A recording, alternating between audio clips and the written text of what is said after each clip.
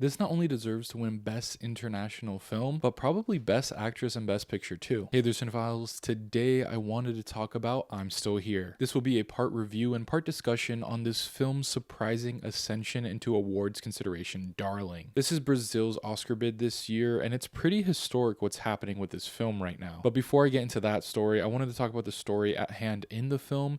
It follows this family in the early 1970s and basically the turmoil that they're going through as Brazil is under a dictatorship at that time. A majority of the film follows this mother who's trying to keep the family together despite all of the hardships that are happening, and that mother is portrayed by Fernanda Torres, who delivers a wonderful performance. She's nominated for Best Actress this year, and it's genuinely amazing that she is, because not only is her performance just full of reserved yet complex emotions and vulnerability, but this marks only the second time that a Brazilian actress is nominated at the Academy Awards. The first one being her mother over 25 years ago. It happens to be for the movie Central Station, which is directed by the same director of I'm Still Here. And another connection to that is that Fernanda Torres' mother is also in this film. There's a lot of basically full circle moments here, and it's overall just a really nice story surrounding the film. What would actually make this story even better is if Fernanda actually won the Oscar as well. She already won the Golden Globe for Best Actress in a Drama, in which that was already surprising enough. Even though the majority of her actual Oscar competition was in Best Actress for comedy or musical, still no one expected her to win. But now that she won that and is actually Oscar nominated, it makes for a really interesting year. And not only is it really cool that she got nominated for that due to the story surrounding it, but the quality of her acting actually has me kind of having her first place in my personal rankings for those nominated. Now don't get me wrong, I love Mikey Madison's performance in Honora, and I had her as my number one for a while, but the more I sit with the movie, and especially the performance from Fernanda, I kind of have her rising the ranks and kind of being my favorite performance from those nominated. And to go back to Fernanda winning that Golden Globe, I think it actually helped the movie overall. We knew the film was going to get nominated for Best International Feature. We had somewhat of a feeling that she might get nominated for Best Actress, but by far the most pleasant surprise was the film actually getting nominated for Best Picture. I easily have it as one of the 10 best movies from 2024, so I'm very glad it got nominated. But I kid you not when I say that it wasn't only a shock to me, but basically every single person who saw that actually get nominated. It's a really historic thing, and it's just amazing to see such a good movie from a different country actually get recognition like that. Now, obviously, I'm rooting for it in international feature, especially over Emilia Perez, and even though I like Flo,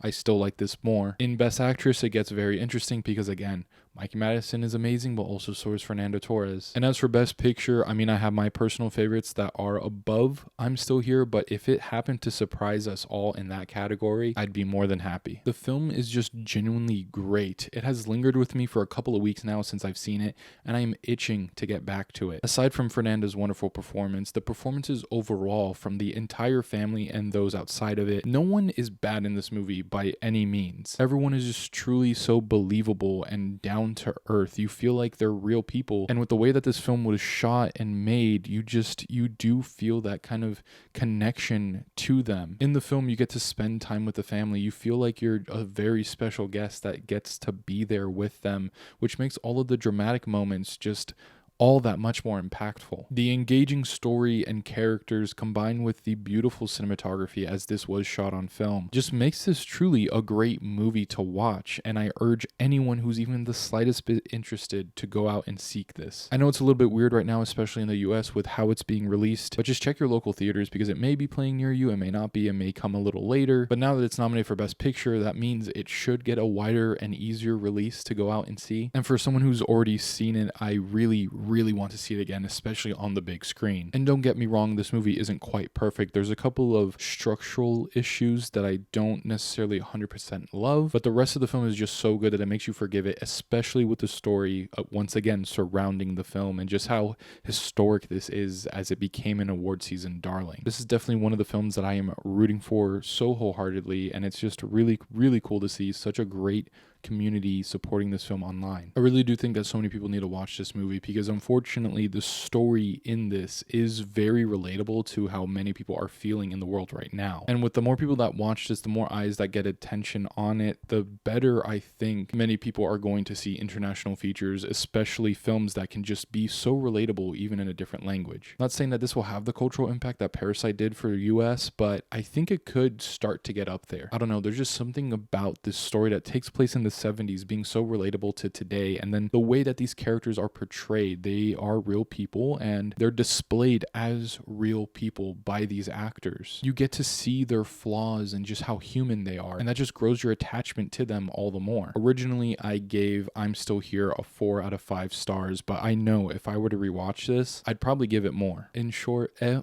bon film. And if you are even slightly interested in this, please, once again, go and check this out. Go and watch it in a theater. I just think it's one of the best films of last year, and it deserves all of the hype that it's getting. And it's just really cool to see an international film do so well this award season and just be one of the best surprises to get nominated for Best Picture in a long time. But alright, those are my thoughts on I'm Still Here. Be sure to let me know what you think of it down in the comments below, and feel free to recommend any other Brazilian movie for me to check out. As always, thank you guys for liking, commenting, and subscribing. Be sure to stay tuned for more Yeti Films content, and I'll write you later.